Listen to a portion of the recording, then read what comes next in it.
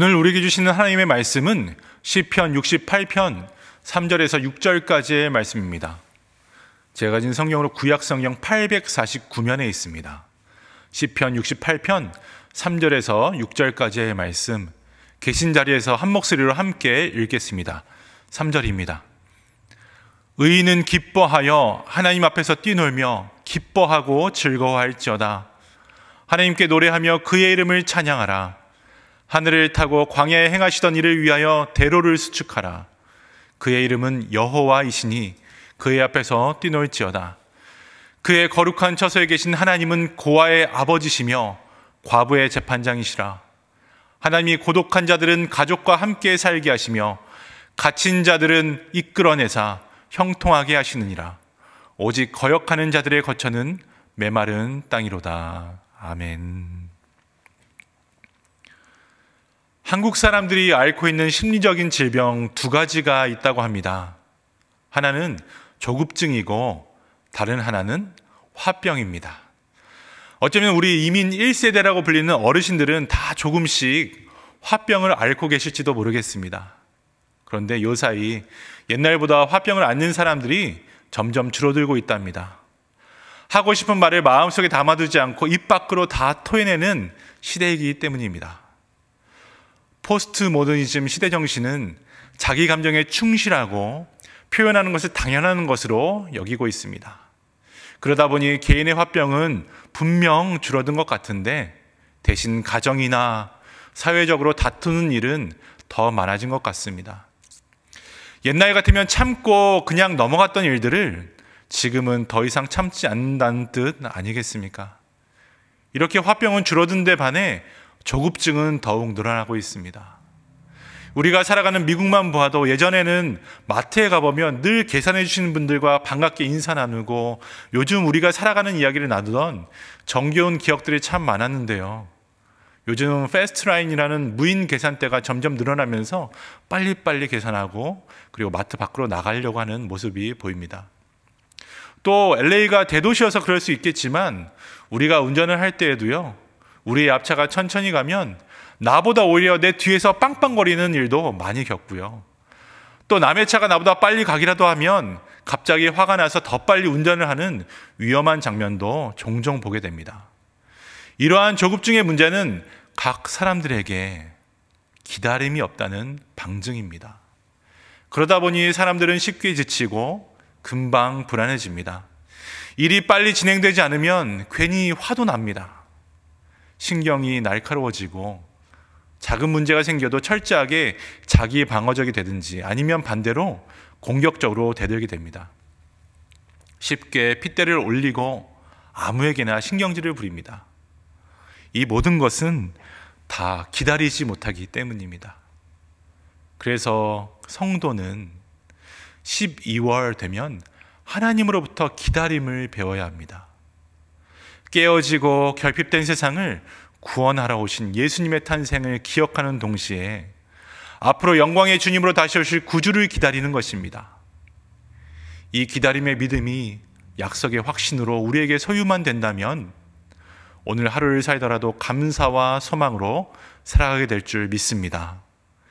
이런 소망으로 하나님의 일하심을 기대하는 삶을 살아가는 은혜가 오늘 말씀 가운데 임하길 간절히 바랍니다. 코로나라는 예상치 못한 치사율이 높은 전염병이 돌면서 사람들은 작은 것보다 눈에 보이는 큰 것을 좋아하는 경향을 보입니다. 또 약한 것보다는 강한 것을 선호하고 평범한 사람보다는 영웅을 찾곤 합니다. 우리 안에 있는 속성들이 안전과 이익 때문에 더 큰 것을 요청하고 있기 때문입니다. 그래서일까요? 성경을 읽다 보면 영웅들의 이야기로 가득 차 있는 것을 보게 됩니다. 더군다나 영웅들의 이야기를 아주 잘 제시해주고 있습니다. 구약의 아브라함 어떤 사람이었습니까? 믿음의 영웅이랍니다. 어느 날 그는 하나님의 말씀을 듣고 자기가 살고 있던 삶의 모든 터전을 과감하게 내려놓습니다. 부모와 친척을 떠나 하나님의 약속하신 땅으로 갔습니다. 아브라함은 그 땅이 어디인지도 알지 못했지만 하나님께서 지시하는 대로 순종하면서 뒤따라가서 믿음의 아버지가 됩니다. 또한 100세에 난 이삭을 하나님께 바치라고 했을 때도 그가 불평하거나 저항했다는 말이 성경에 나오지 않습니다. 그냥 묵묵히 산으로 아들을 데리고 가서 하나님께 아들을 바칩니다. 세상에 이런 아버지가 어디 있겠습니까? 그러나 아브라함은 하나님에 대한 신뢰가 있었고 하나님에 대한 충성이 있었습니다. 하나님에 대한 헌신이 있었습니다. 그래서 우리는 아브라함을 믿음의 영웅으로 불렀습니다. 요셉은 어떻습니까? 수많은 교회 청년들이 이 사람과 같이 되기를 꿈꾸는 인물입니다. 요셉은 집과 부모를 떠나 타향에서 종살이를 했습니다. 그것도 감옥에 들어가서 옥살이를 했습니다. 그는 인생에서 가장 비천하고 낮은 자리에 있었습니다. 그러나 놀랍게도 그에게 주신 하나님의 꿈은 하나님의 비전을 잃지 않게 했습니다. 그는 하나님을 신뢰하면서 하나님에 대한 사랑을 간직했습니다. 하나님께서 계속해서 자신을 이끌어 주실 것이라는 믿음이 있었습니다. 결국 그는 최고의 자리까지 올라갑니다.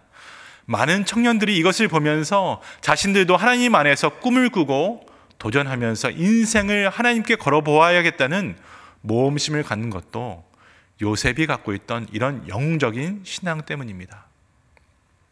여러분, 또 모세는 어떤가요? 정치적이고 영적인 지도자입니다. 애굽에서 고통받던 자기 이스라엘 민족을 보면서 참 가슴 아파했습니다. 그때 그는 자기 민족 앞에 나서서 민족을 이끌고 해방시키는 사람이 되었습니다. 이스라엘과 억압받던 자들의 가슴을 뛰게 하는 그런 열정과 그리고 시원함을 주는 지도자로서의 모습을 잘 보여주고 있습니다. 또 어려서부터 예수를 믿는 사람들에게 가장 큰 영웅으로 생각되는 사람은 아마 소년 다윗이 아닐까 합니다. 거대한 골리앗 장군 앞에 한 작은 소년이 물맷돌 5개로 골리앗의 이마를 맞추고 무너뜨립니다. 다윗의 이런 용기와 담대함을 보면서 우리도 다윗과 같은 용기와 담대함을 가지면 어떨까? 저런 영웅처럼 이 어려운 시대를 타개하고 그리고 이렇게 새롭게 나가면 어떨까라는 마음을 우리는 쉽게 갖습니다. 이처럼 성경은 마치 이 세상을 이겨나가는 영웅들의 이야기인 것처럼 보입니다. 그런데 성경을 자세하게 그리고 계속 다시 한번 묵상해 보면 성경의 영웅들은 처음부터 대단한 사람은 아니었다는 사실을 깨닫습니다. 원래부터 탁월한 사람들이 아닌 그저 평범한 사람이었습니다. 다른 사람들의 관심을 끌지도 못하는 세상에서 가장 작고 보잘것없는 사람이었습니다. 그런데 그런 사람들을 하나님께서 쓰실 수 있게 된 것은 그들이 하나님이 누구신지 깨달았기 때문입니다. 하나님의 말씀으로 하나님께서 자신들을 불러주신 이유를 알았기 때문입니다. 그럴 때에 하나님께서는 하나님의 때와 하나님의 방법으로 그런 작은 자들까지 쓰실 만한 사람으로 성숙하고 견고하게 변화시키시면서 용기와 담대함을 갖추게 하셨습니다. 전능하신 하나님 앞에 서서 자기 자신을 작은 자, 별 볼 일 없는 자라고 고백하는 사람들에게 하나님께서 찾아와 주시고 다가와 주셔서 말씀하고 계십니다. 너는 결코 작은 자가 아니다. 너는 무능력한 자가 아니다. 내가 너에게 능력을 줄 것이다. 내가 너를 사용할 것이다. 그렇습니다. 그들도 처음에는 우리와 똑같이 작은 자들이었습니다. 자기 스스로 무언가 대단한 능력이 있다고 생각할 수 없던 사람들이었습니다. 그런데 하나님께서 부르셔서 말씀하시니 변하는 것입니다. 모세를 부르시는 하나님을 찾아보십시오. 떨기나무에서 하나님께서 이렇게 말씀하시지요. 나의 백성 이스라엘이 애굽 땅에서 고통을 받고 있다. 그 땅에서 종노릇하고 있어. 내가 그들을 저 가나안 땅까지 이끌려고 하는데 모세야, 내가 가야 한다. 이처럼 하나님께서 모세를 선택하셨습니다. 그때 모세는 하나님, 저를 잘 부르셨습니다. 제가 이제 나가겠습니다 라고 말하지 않았습니다. 오히려 모세는 나는 할 수 없습니다, 하나님. 나는 역부족입니다 라고 했습니다. 그래서 출애굽기 4장 10절에 이런 말씀을 하고 있습니다. 모세가 여호와께 아뢰되 오 주여, 나는 본래 말을 잘하지 못하는 자니이다. 주께서 주의 종에게 명령하신 후에도 역시 그러하니 나는 입이 뻣뻣하고 혀가 둔한 자이니이다. 그러자 하나님께서 대답하십니다. 내가 너와 함께 있겠다. 내가 너와 함께 있겠다. 내가 너의 입에 함께 있겠다. 내가 능력을 주겠다 그러나 모세는 다시 한번 말합니다. 하나님, 저는 작은 자입니다. 또다시 하나님께서 말씀하십니다. 내가 너의 작은 모습을 감추겠다. 왜 하나님께서는 이처럼 작은 자를 쓰실까요? 바로 모세는 어려서부터 전능하신 하나님에 대해서 들었고 믿고 기다리며 그날을 소망하였기 때문입니다. 하나님의 은혜를 사모하였기 때문입니다. 자신의 능력이 아니라 하나님의 능력으로 살겠다고 결단하였기 때문입니다. 여러분, 300명의 군대로 미디안 적군과 싸워서 이긴 기드온도 이렇게 말합니다. 오 주여, 내가 무엇으로 이스라엘을 구원하리이까? 보소서, 나의 집은 므낫세 중에 극히 약하고 나는 내 아버지 집에서 가장 작은 자이니이다. 그런데 하나님께서는 스스로 작은 자라고 여기는 기드온에게 이렇게 말씀하셨습니다. 기드온아, 내가 너를 쓰겠다. 기드온아, 나의 능력을 믿고 오늘 나가거라. 이스라엘의 초대 왕이었던 사울조차 자기 스스로 작은 자라고 여길 때 하나님께서 높여주셨음을 우리는 성경에서 찾아볼 수 있습니다. 사울이 기름 부어 왕이 될 것이라는 사무엘의 유언을 들으면서 다음과 같이 말합니다. 하나님, 나는 이스라엘 지파 중 가장 작은 지파인 베냐민 사람 아닙니까? 또 나의 가족은 베냐민 지파 중에 가장 미약하지 않습니까? 당신은 어찌하여 내가 왕이 된다고 말씀하고 계십니까? 사울도 겸손히 하나님의 하시는 일을 기대하고 사모했을 때 하나님은 그를 왕으로 높이 세우셨습니다. 그런데 사울이 실패하기 시작합니다. 왜냐하면 교만하게 하나님의 말씀을 기다리지 않고 기대하지도 않으며 자기가 스스로 무엇인가 할 수 있다고 생각한 바로 그 순간부터 사울은 무너지기 시작합니다. 그래서 사무엘 선지자가 사울 왕에게 와서 이렇게 말합니다. 사무엘이 이르되 왕이 스스로 작게 여길 그때에 이스라엘 지파의 머리가 되지 아니하셨나이까?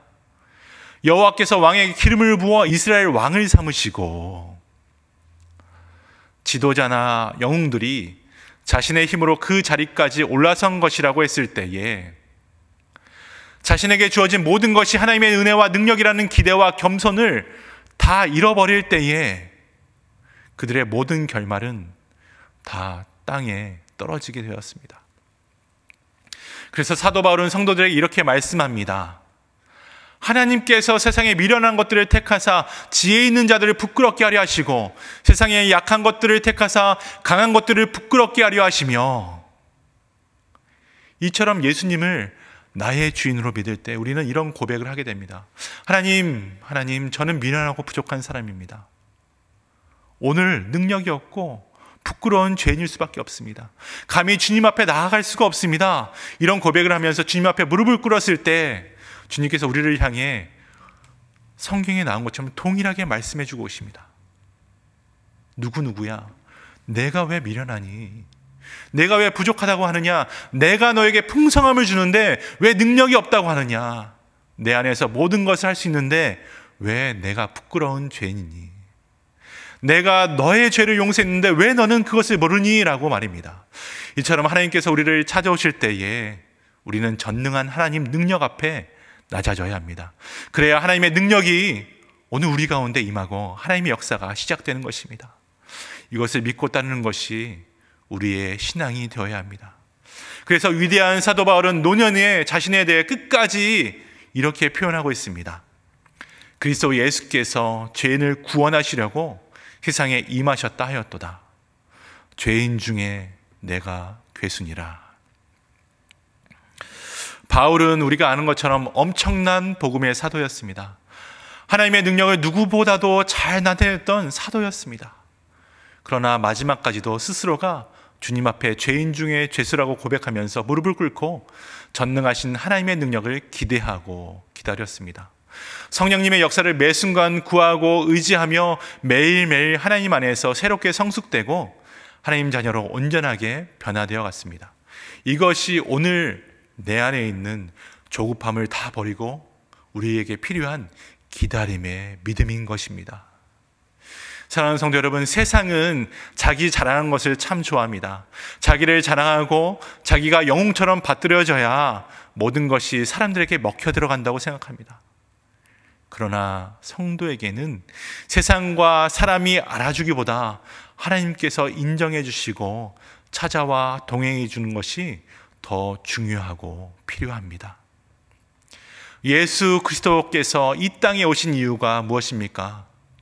억압과 고통에서 아무것도 할 수 없어 약속된 메시아 한 분만 기대하고 사모하던 작은 자들과 죽을 수밖에 없던 저와 여러분을 귀하게 여기심으로 독생자 예수 그리스도께서 스스로 작은 자가 되어서 이 땅의 구원자로 오신 것 때문입니다. 그래서 예수님께서는 어린 아이를 빗대어서 이런 말씀을 하셨습니다. 그러므로 누구든지 이 어린 아이와 같이 자기를 낮추는 사람이 천국에서 큰 자니라. 아멘. 하나님께서는 스스로 가장 작은 자가 되는 겸손한 사람들에게 오늘도 가까이 찾아가십니다. 하나님께서는 그런 사람들을 도와주십니다. 예수님께서 왜 마음이 가난한 자, 애통하는 자가 복이 있다고 하셨을까요? 가난하고 애통하며 하나님 나라를 기다리는 자에게 하나님의 주권과 통치가 일어나기 때문입니다.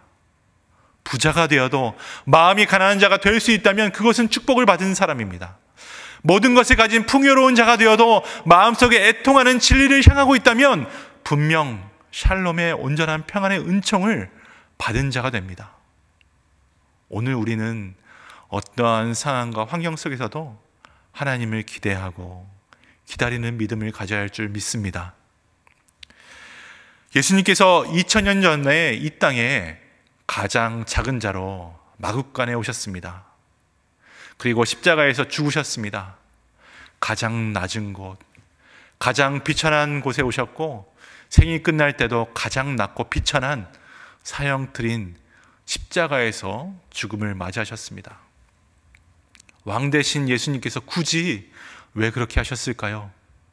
오늘 시편 5절에 나온 것처럼 고아의 보호자와 그리고 약한 자들의 재판장이 되시고 고독한 사람의 친구가 되기 위해서 그러셨다고 했습니다. 절망하는 사람들의 위로자가 되기 위해서 낮은 자리에 오셨다고 했습니다. 어느 누구도 예수님 안에 다 들어올 수 있도록 우리를 초청하기 원하셨기 때문에 주님은 그 길을 가셨습니다. 이뿐만 아니라 예수님께서는 세리와 창녀들에게 인생의 소망을 품으라고 말씀하고 계십니다. 예수님께서는 많은 사람들이 접촉하기를 싫어하는 문둥병 환자들까지 만나셔서 질병의 상처에 이렇게 손을 얹으셨습니다. 혈루병을 앓는 여인이 사람들 앞에 나서서 부끄러워 예수님 뒤로 가서 옷자락을 만질 때 예수님은 그 여인을 향해서 돌아섰습니다. 그리고 하나님의 사랑하는 딸의 육체적인 아픔과 마음의 상처를 온전히 치유해 주셨습니다. 성경은 이처럼 이름도 없는 작은 자들의 이야기로 가득합니다. 그런데 이것은 수학 공식이나 세상의 경제적 기업 공식으로는 도저히 이해가 되지 않는 이치입니다. 양 90마리가 다 없어질 수도 있는데 잃어버린 양 한 마리를 찾아 나서는 예수님이 바로 우리의 아버지가 되신다는 것을 우리는 기억해야 합니다. 그래서 세상에서 가장 외롭고 고독한 작은 자로 치부되는 다른 사람이 아닌 바로 내가 예수님 안에 가장 큰 자가 됩니다. 이것이 전능하신 하나님의 능력이요, 오늘 저와 여러분이 믿고 기다리며 소망해야 하는 하나님의 사랑과 은혜가 됩니다. 오늘 우리는 무엇을 바라보고 있습니까? 사랑하는 여러분, 2022년 한 해 동안, 아니 지금 계신 아픔 있으십니까? 여러분이 갖고 있는 괴로움과 부끄러움은 과연 어떤 것입니까? 우리는 그것을 전능하신 주님 앞으로 다 가지고 나가 아뢰일 수 있어야 합니다. 하나님, 저는 작은 자입니다. 고백할 수 있어야 합니다. 우리가 그렇게 하지 못하는 것은 아마도 우리가 전능하신 하나님의 능력을 인정하지 않고 진정한 나의 구주라 고백하지 않고 하나님을 찾지도 않는 불신앙, 바로 나의 교만일 수 있습니다. 그래서 오늘 말씀은 아주 작은 자까지도 모두 하나님 한 분만 사모하고 기다릴 것을 말씀하고 계십니다. 그러면 주님께서 찾아와 높여주시고 하늘의 기쁨으로 인도하신다고 약속하십니다. 말씀을 맺습니다. 사랑하는 성도 여러분, 시편 기자는 하나님의 처소는 거룩한 하늘에 있다라고 말합니다. 하나님이 계셔야 할 곳은 거룩한 곳, 인간이 감히 범접할 수 없는 곳이라고 말합니다. 그런데도 우리 하나님께서는 이 땅에 약하고 작은 저와 여러분을 사랑으로 찾으시고 오늘도 은혜로 부르고 계십니다. 반대로 우리가 서 있는 이 깨어진 세상은 우리처럼 작은 자를 싫어합니다. 연약한 자를 기피합니다. 인간의 외모를 보고 편견을 갖습니다. 못생기고 굼뜨고 능력이 없으면 왕따를 당하기 쉽습니다. 세상은 지성과 학력을 보고 있습니다. 운동 능력과 재능을 보고 있습니다. 부족하면 더 이상 관심의 대상이 아니기에 버려지는 것입니다. 그렇다면 우리는, 예수님을 믿는 성도는 과연 무엇을 기대하면서 소망하고 기다리며 살아야겠습니까? 우리는 매일 숨을 쉬면서도 공기의 소중함을 모르며 살아가듯이 하나님의 은혜로 살아가면서도 전능하신 하나님을 잊고 살 때가 너무나 많습니다. 그렇게 여전히 부끄러운 죄인입니다. 그런데 하나님께서 우리를 사랑하셔서 이렇게 귀하고 값진 하나님 나라의 아들과 딸로 부르십니다. 비록 우리의 삶의 자리가 연약하고 많은 갈등과 미움의 역사가 있을지라도 하나님을 향한 기다림을 가지셔야 합니다. 약속대로 이루실 주님을 소망하면서 믿음을 가지십시오. 이것이 우리의 삶을 변화시키고 우리의 가정, 공동체를 변화시킬 것입니다. 그래서 성경은 이런 분주한 시대에 성탄절, 예수님께서 이 땅에 오신 것 그 자체가 하늘에는 영광이요 이 땅에는 하나님의 사람들의 평화라고 말씀하는 것입니다. 우리를 향한 주님의 인자하심과 긍휼을 경험하고 우리의 삶을 주님께 드리기로 다시 고백하길 원합니다. 그래서 남은 한 주, 또 2022년 12월 한 달 주님의 은총과 평화를 기대하고 그리고 하나님이 일하실 것을 소망하는 우리 LA 사랑교회, 또 저와 여러분 되길 주님의 이름으로 간절히 축원합니다.